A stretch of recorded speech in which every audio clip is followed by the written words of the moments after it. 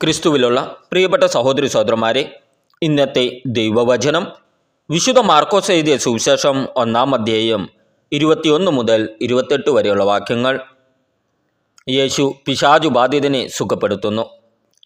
അവർ കഫർനാമിലെത്തി. Sabbath ദിവസം അവൻ സിനഗോഗിൽ പ്രവേശിച്ചു പഠിപ്പിച്ചു. അവൻ്റെ പ്രബോധനത്തിൽ അവർ വിസ്മയഭരിതരായി. കാരണം നിയമജ്ഞരെ പോലെയല്ല, അധികാരമുള്ളവനെ പോലെയാണ് യേശു പഠിപ്പിച്ചത്. അശുദ്ധാത്മാവ് ബാധിച്ച ഒരുവൻ അവിടെ ഉണ്ടായിരുന്നു. അവൻ അലറി, നസ്രായനായ യേശുവേ, നീ എന്തിന് ഞങ്ങളുടെ കാര്യത്തിൽ ഇടപെടുന്നു? ഞങ്ങളെ നശിപ്പിക്കാനാണോ നീ വന്നിരിക്കുന്നത്? നീ ആരാണെന്ന് എനിക്കറിയാം, ദൈവത്തിൻ്റെ പരിശുദ്ധൻ. യേശു അവനെ ശാസിച്ചു, നിശബ്ദനായിരിക്കുക, അവനെ വിട്ട് നീ പുറത്തു വരിക. അശുദ്ധാത്മാവ് അവനെ തള്ളി വീഴ്ത്തിയിട്ട് ഉച്ചസ്വരത്തിൽ അലറിക്കൊണ്ട് പുറത്തു വന്നു. എല്ലാവരും അത്ഭുതപ്പെട്ടു.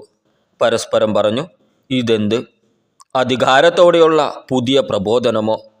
അശുദ്ധാത്മാക്കളോട് പോലും അവൻ ആജ്ഞാപിക്കുന്നു, അവ അനുസരിക്കുകയും ചെയ്യുന്നു. അവൻ്റെ പ്രശസ്തി ഗലീലയുടെ സമീപ പ്രദേശങ്ങളിലെല്ലാം പെട്ടെന്ന് വ്യാപിച്ചു. നമ്മുടെ കർത്താവായ ഈശോമിശിഹായ്ക്ക് സ്തുതി. ക്രിസ്തുവിലുള്ള പ്രിയപ്പെട്ട സഹോദരി സഹോദരന്മാരെ, ഇന്നത്തെ ദൈവവചനം വിശുദ്ധ മാർക്കോസ് എഴുതിയ സുവിശേഷം 1-ാം അധ്യായം 21 മുതൽ 28 വരെയുള്ള വാക്യങ്ങൾ. യേശു പിശാചുബാധിതനെ സുഖപ്പെടുത്തുന്നു. അവർ കഫർനാമിലെത്തി. സാബത്ത് ദിവസം അവൻ സിനഗോഗിൽ പ്രവേശിച്ചു പഠിപ്പിച്ചു. അവൻ്റെ പ്രബോധനത്തിൽ അവർ വിസ്മയഭരിതരായി. കാരണം നിയമജ്ഞരെ പോലെയല്ല, അധികാരമുള്ളവനെ പോലെയാണ് യേശു പഠിപ്പിച്ചത്. അശുദ്ധാത്മാവ് ബാധിച്ച ഒരുവൻ അവിടെ ഉണ്ടായിരുന്നു. അവൻ അലറി, നസ്രായനായ യേശുവേ, നീ എന്തിന് ഞങ്ങളുടെ കാര്യത്തിൽ ഇടപെടുന്നു? ഞങ്ങളെ നശിപ്പിക്കാനാണോ നീ വന്നിരിക്കുന്നത്? നീ ആരാണെന്ന് എനിക്കറിയാം, ദൈവത്തിൻ്റെ പരിശുദ്ധൻ. യേശു അവനെ ശാസിച്ചു, നിശബ്ദനായിരിക്കുക, അവനെ വിട്ട് നീ പുറത്തു വരിക. അശുദ്ധാത്മാവ് അവനെ തള്ളി വീഴ്ത്തിയിട്ട് ഉച്ചസ്വരത്തിൽ അലറിക്കൊണ്ട് പുറത്തു വന്നു. എല്ലാവരും അത്ഭുതപ്പെട്ടു.